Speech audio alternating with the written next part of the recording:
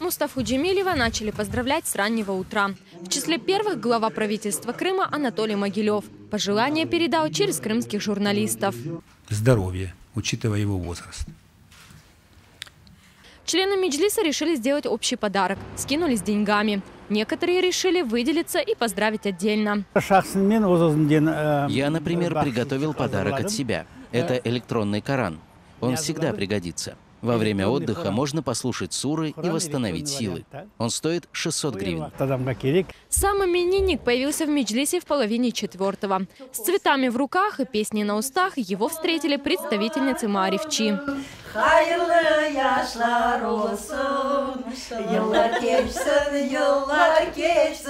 С аналогичным подарком и пожеланием лидера Меджлиса поздравил женский коллектив Крымско-татарской библиотеки.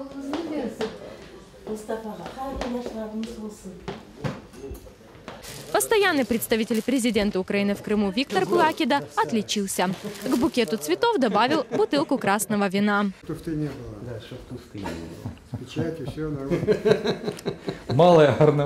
А в это время в ресторане Айше готовились к банкету, рассчитанному на 150 вип-персон.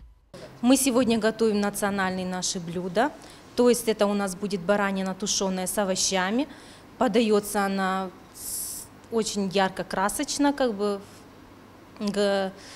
Также у нас будут блюда на мангале, и различные салаты, нарезки.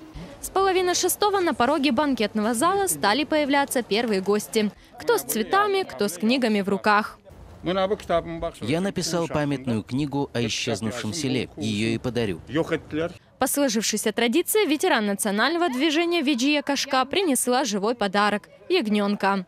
Стоит всего 1000 гривен, но что мне с ним делать? Это как мой один поход в магазин. Председатель Алуштинского регионального Меджлиса Энвер Арпатова принес на день рождения статую. Когда я думал, что подарить такому великому человеку, и на мой взгляд, и на взгляд очень многих людей, ничего в голову не пришло, как статуя Аполлона, которая несет земной шар. Подчиненный Мустафы Джемилева Римзи Ильясов честно признался, подарил то, что всегда нужно всем. Это будут деньги. Зачем вам знать, что это за сумма? Самым последним на пороге ресторана появился виновник торжества Мустафа Джемилев. Линья Исмаилова, Асан Полях, Заман, АТР.